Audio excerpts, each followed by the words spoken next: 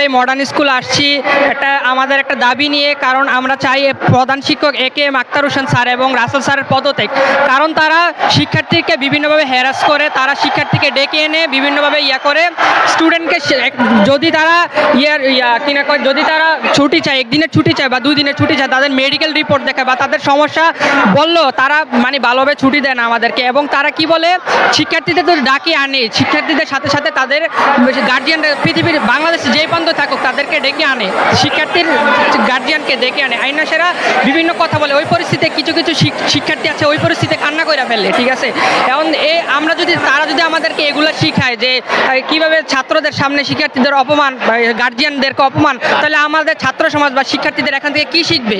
এখান থেকে তো আমরা ভালো কিছু প্রত্যাশা করতে পারি না। সুতরাং আমরা চাই মডার্ন স্কুলের মতন এরকম নামদামি একটা স্কুলের মধ্যে দুর্নীতি বা রাজনীতি বিষয়ে কোনো চিহ্ন আমরা দেখতে চাই না। আমরা চাই আমাদের স্কুলে যদি তারা পদত্যাগ করে নতুন প্রধান শিক্ষক বা নতুন সহকারী প্রধান শিক্ষক আসে, আমরা চাই তারা যাতে শিক্ষার্থীদের সাথে বন্ধুত্বপূর্ণ সম্পর্ক বজায় রাখে এবং তারা শিক্ষার্থীদের এমনভাবে পরামর্শ দিবে যাতে আমরা তাদের পরামর্শ মেনটেন করতে পারি এবং আমাদের স্কুলে কোনো ধরনের বিশৃঙ্খলা এবং কোনো ধরনের স্বৈরাচারী আচরণ যাতে না হয়। আমরা এটাই চাই, আমাদের এটাই দাবি।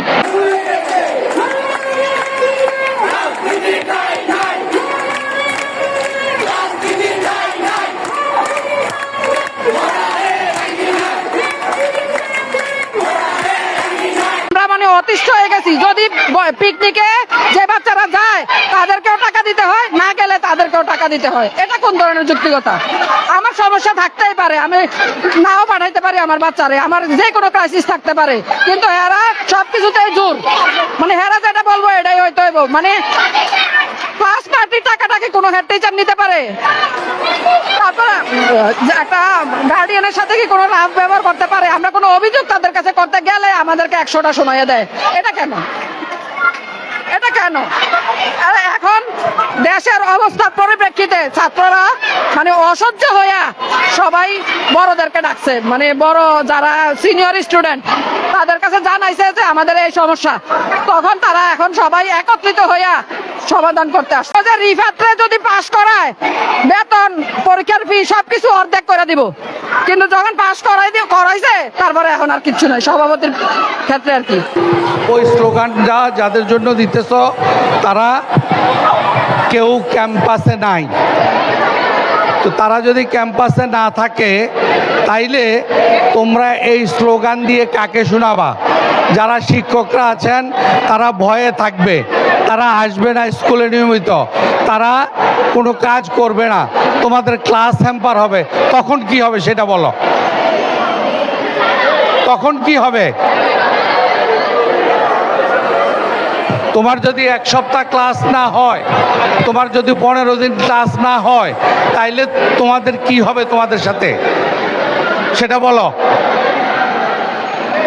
তোমরা হেডমাস্টার এবং অ্যাসিস্ট্যান্ট হেডমাস্টার রাসেলের বিদায়ের জন্য বক্তৃতা দিতেছ, তো স্লোগান দিতেছ, তাই না? তোমরা হেডমাস্টার আক্তার হোসেন এবং অ্যাসিস্ট্যান্ট হেডমাস্টার রাসেল মজুমদারের স্কুল থেকে বিদায় চাইতেছো, এটা না? তারা এখন কেউ ক্যাম্পাসে নাই, তো কারারে শুনাইতেছ? কাদেরকে শুনাইতেছ? আমাদেরকে শুনাইতেছ। এই যে তোমাদের এই স্যার জাহাঙ্গীর স্যার আছেন, উনি শুনতেছেন। এখন এই জাহাঙ্গীর স্যারের সাথে এই 2 জনের কারোর যোগাযোগ নাই। আমারে চিনো তোমরা? তোমরা কি আমারে চিনো? আমি তোমাদের এই স্কুলের গত 8 মাসের সভাপতি। আশা করি কাল পরশু থেকে আমিও থাকবো না। তো বাট তোমাদের কি হবে সেটা হচ্ছে ভাবতেছো তোমরা? আমার মনে হয় এইটা না করে তোমরা তাদের চাইবে, স্কুল থেকে তাদের বিদায় চেয়ে 2টা, একটা প্রধান শিক্ষকের জন্য, একটা রাসেল স্যারের জন্য আমার কাছে 2টা কাগজ দিয়ে দাও, আমি এই 2টা অফিসে বোর্ডে পৌঁছায় দিব, আর তোমরা ক্লাসে ফিরে দাও। ক্ষতিটা কিন্তু তোমাদের হবে, কারণ ওরা ফিরবে না এত সকাল। আরও যদি শুনে তোমরা স্লোগান দিতেছ তাইলে তো মোটেও আসবে না। এখন ভেবে দেখো, আমার মনে হয় তোমাদের ক্লাসে ফিরে যাওয়া উচিত। এরপরে তোমরা সিদ্ধান্ত নিবা তোমরা কি করবা। আল্লাহ হাফেজ। আমাদের স্কুলের বর্তমান পরিস্থিতি যে যা চলতেছে, এই পরিস্থিতিতে আমাদের প্রধান শিক্ষক আক্তার স্যার, রাসেল স্যার যাই হয়ে থাকুক, ওনারা কিভাবে আমাদের স্কুলের এক মাসে ছুটিতে চলে যেতে পারে? এটা তো লজিক্যাল কোনো কথা হইতে পারে না। আরেকটা মেইন কথা হচ্ছে, আমাদের প্রধান শিক্ষক আক্তার স্যার যিনি, উনি এর আগে বিগত 2টা স্কুল থেকে বহিষ্কার হয়েছে। তো আমাদের মডার্ন স্কুলের মতো স্কুলে উনি কিভাবে প্রধান শিক্ষক হিসাবে থাকেন? আর আমাদের ওনাকে তো আমরা চাচ্ছি, উনি বলতে চাচ্ছি উনি আসছেন না কেন? আমরা চাচ্ছি উনি এসে উনি পদত্যাগ করুক, তাহলেই আমরা সকলে ক্লাসে ফিরে যাব। এর আগে আমরা কেউ কোনো ক্লাসে উপস্থিত হব না, আমরা সকলেই ক্লাস বহিষ্কার ঘোষণা করছি, আমরা কেউ ক্লাসে যাব না যে পর্যন্ত আমাদের আক্তার স্যার পদত্যাগ না ঘোষণা করতেছে নিজের থেকে। ওনাকে তো আমরা আসতে বলতেছি, উনি কেন আসতেছে না?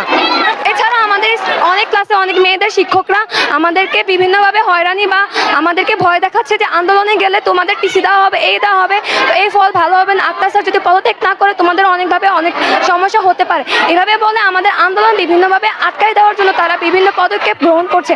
এটা তো আমরা কেউ চাচ্ছি না। আমরা সকলে চাচ্ছি আমাদের আক্তার স্যার স্কুলে ফিরে আসুন, স্কুলে ফিরে উনি নিজের ইচ্ছায় পদত্যাগ করুন, তাহলে আমরা সকলে ক্লাসে ফিরে যাব। আমাদের এই আন্দোলনের পিছনে আমাদের বিভিন্ন সিনিয়ররা বিভিন্নভাবে সাহায্য করতেছে।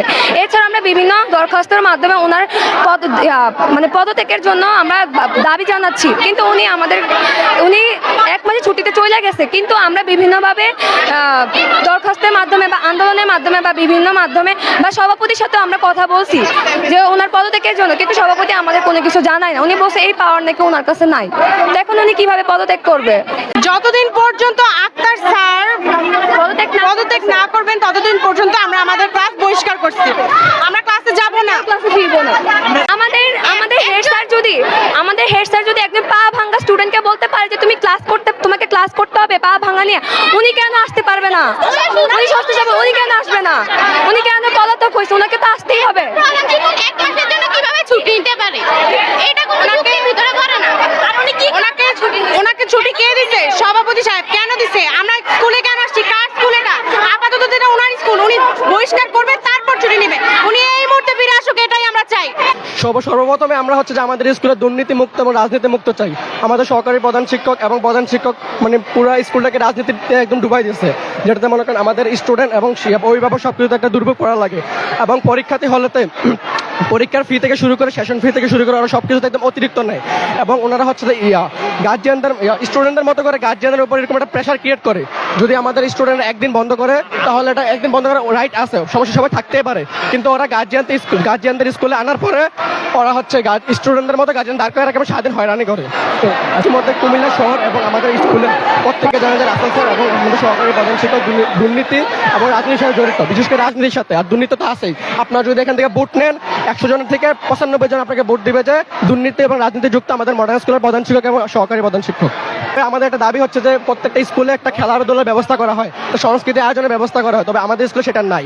আমাদের থেকে যদি আমরা খেলাধুলা আয়োজন করতে বলি, আমাদের থেকে টাকা নেবে ওরা, কিন্তু 1-2টা ম্যাচের পরে আমাদের খেলাটা পরিপূর্ণ করে না। ওরা বলে যে এখানে শেষ, পুরস্কার দেন। এরপরে বলে যে আমাদের থেকে টাকা দিলে আমরা হেড স্যারকে পুরস্কার দেবো। কেন ভাই? আমরা তো স্টুডেন্ট, আমরা এখানে আমাদের গার্জিয়ানের কষ্ট করে টাকা দিয়ে আমরা এখানে পড়তে আসি।